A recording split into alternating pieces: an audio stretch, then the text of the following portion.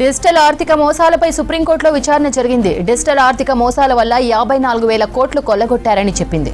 ఇది భారీ దోపిడీ అంటూ ఆందోళన వ్యక్తం చేసింది సుప్రీంకోర్టు. డిజిటల్ ఆర్థిక మోసాలపై ఆర్బీఐ, బ్యాంకులు తక్షణమే చర్యలు తీసుకోవాలని ఆదేశించింది. బ్యాంకు అధికారుల నిర్లక్ష్యం వల్లే డిజిటల్ ఆర్థిక మోసాలు జరుగుతున్నాయని చెప్పింది సుప్రీంకోర్టు. డిజిటల్ ఆర్థిక మోసాలపై సుప్రీంకోర్టులో విచారణ జరిగింది. డిజిటల్ ఆర్థిక మోసాల వల్ల 54,000 కోట్లు కొల్లగొట్టారని చెప్పింది. ఇది భారీ దోపిడీ అంటూ ఆందోళన వ్యక్తం చేసింది సుప్రీంకోర్టు. డిజిటల్ ఆర్థిక మోసాలపై ఆర్బీఐ, బ్యాంకులు తక్షణమే చర్యలు తీసుకోవాలని ఆదేశించింది. బ్యాంకు అధికారుల నిర్లక్ష్యం వల్లే డిజిటల్ ఆర్థిక మోసాలు జరుగుతున్నాయని చెప్పింది సుప్రీంకోర్టు. డిజిటల్ ఆర్థిక మోసాలకు సంబంధించి అలాగే సుప్రీంకోర్టు తీర్పుకు సంబంధించి పూర్తి డీటెయిల్స్ మదార్ అందిస్తారు. మదార్, డిజిటల్ ఆర్థిక మోసాలపై సుప్రీంకోర్టు ఆందోళన వ్యక్తం చేసింది కదా, అప్డేట్స్ ఏంటి? డిజిటల్ అరెస్ట్లకు సంబంధించి డిజిటల్ ఆర్థిక మోసాలకు సంబంధించినటువంటి అంశాలపైన కీలక విచారణ జరిగింది. ఆ సందర్భంలో సిజేఐ తీవ్ర అసంతృప్తి అనేది కూడా వ్యక్తం చేశారు, తీవ్ర ఆందోళన కూడా వ్యక్తం చేశారు.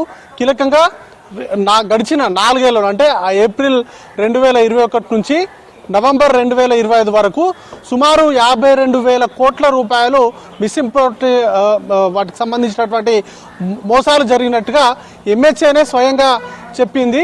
ఇట్లాంటి సందర్భాల్లో బ్యాంక్స్కి సంబంధించి ముఖ్యంగా బిజినెస్ కు సంబంధించినటువంటి ట్రాన్సాక్షన్స్ లక్షల్లో, వేలల్లో, కోట్లలో జరుగుతూ ఉంటుంది. వాటికి సంబంధించి ఎలాంటి కాషన్స్ రాకపోయినా, వాటికి సంబంధించి హెచ్చరికలు రాకపోయినా పర్లేదు. కానీ ఒక పెన్షనర్కి సంబంధించి లేకపోతే ఒక సామాన్య వ్యక్తుల నుంచి వారి అకౌంట్ల నుంచి 15,000 నుంచి లేకపోతే 20,000కు సంబంధించినటువంటి ట్రాన్సాక్షన్స్ చేసేటువంటి అకౌంట్స్ నుంచి సడన్ గా 25 లక్షలు కావచ్చు లేకపోతే అంతకంటే ఎక్కువ మొత్తంలో విత్డ్రా అవుతున్నటువంటి సందర్భాల్లో వాటిని ఎందుకు హెచ్చరించలేకపోతున్నారు అనేది ప్రధానంగా సుప్రీంకోర్టు అడిగినటువంటి క్వశ్చన్. వాటితో పాటు వీటికి సంబంధించి ఇట్లాంటి మిస్ఇంటర్ప్టెడ్ ట్రాన్సాక్షన్స్ కు సంబంధించి వాటిని బేస్ చేసుకొని బ్యాంక్స్ కావచ్చు, ఆర్బీఐ కావచ్చు గైడ్ లైన్స్ ని రూపొందించాలి అంటూ కూడా కీలకమైనటువంటి మార్గదర్శకాలు చేసింది.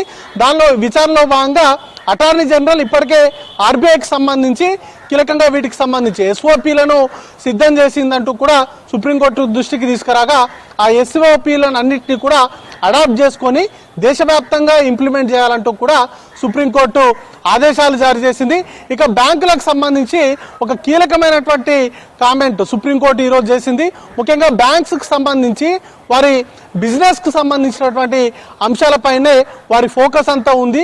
వీటికి సంబంధించి ముఖ్యంగా లోన్స్కు సంబంధించి కూడా ముబ్బడిగా లోన్స్ ఇవ్వడం కావచ్చు, రెక్లెస్గా బ్యాంక్స్ లోన్స్ అనేది కూడా ఇస్తున్నాయి.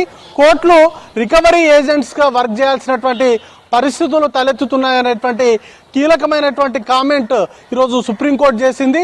మొత్తంగా ఈ అంశాలకు సంబంధించి వాదనలో భాగంగా సుప్రీంకోర్టు మరొక కీలకమైనటువంటి కామెంట్ చేసింది. దాంట్లో 52,000 కోట్ల భారీ మోసం అంటే ఖచ్చితంగా ఇది కొన్ని రాష్ట్రాలకు సంబంధించి వారి బడ్జెట్ కూడా అంత ఉండకపోవచ్చు అనేటువంటి కామెంట్ చేస్తూ మొత్తంగా బ్యాంక్ ఫ్రాడ్స్ కు సంబంధించి డిజిటల్ అరెస్ట్ల పేరుతో జరుగుతున్నటువంటి ఫ్రాడ్స్ కు సంబంధించి కావచ్చు లేకపోతే ఆర్థిక మోసాలకు సంబంధించి ఏవైతే జరుగుతూ ఉన్నాయో దేశవ్యాప్తంగా వాటన్నింటికి సంబంధించి యూనిఫామ్ గా ఎస్ఓపీలను సిద్ధం చేస్తూనే వాటన్నింటిని కూడా దేశవ్యాప్తంగా ఇంప్లిమెంట్ చేయాలంటూ కూడా ఆదేశాలు జారీ చేసింది. బ్యాంక్స్ అన్ని కూడా బిజినెస్ మీదే ఫోకస్ చేయకుండా ముఖ్యంగా ట్రాన్సాక్షన్స్ కు సంబంధించి ఎక్కువ మొత్తంలో డబ్బు నగదు విత్డ్రా అవుతున్నటువంటి సందర్భాల్లో ఖచ్చితంగా కస్టమర్స్ ని హెచ్చరికలు జారీ చేసేలాగా వారిని అలర్ట్ చేసే విధంగా కొన్ని చర్యలు తీసుకోవాలంటూ కూడా ఈ రోజు జరిగినటువంటి విచారణలో సుప్రీంకోర్టు వాటికి సంబంధించినటువంటి కొన్ని కీలకమైనటువంటి మార్గదర్శకాలను అయితే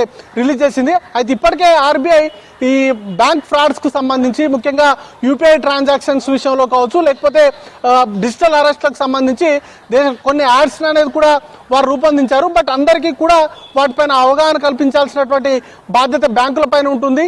చాలా పెద్ద మొత్తంలో ఈ భారీగా మోసాలు అనేది కూడా ముఖ్యంగా ఇటీవల కాలంలో యాప్స్ కావచ్చు లేకపోతే వాట్సాప్ లో వచ్చేటువంటి ఫార్వర్డెడ్ మెసేజ్లను ఓపెన్ చేసినటువంటి సందర్భాల్లో కూడా బ్యాంకులో ఉన్నటువంటి అమౌంట్స్ అంతా కూడా ఖాళీ అవుతా ఉన్నటువంటి సిచ్యువేషన్స్ ఉన్నాయి. కాబట్టి వీటిని అరికట్టేందుకు పూర్తి స్థాయిలో ఒక పటిష్టమైనటువంటి ఎస్ఓపీలను తయారు చేయాలంటూ కూడా సుప్రీంకోర్టు మార్గదర్శకాలు విడుదల చేసింది. శ్రవంతి.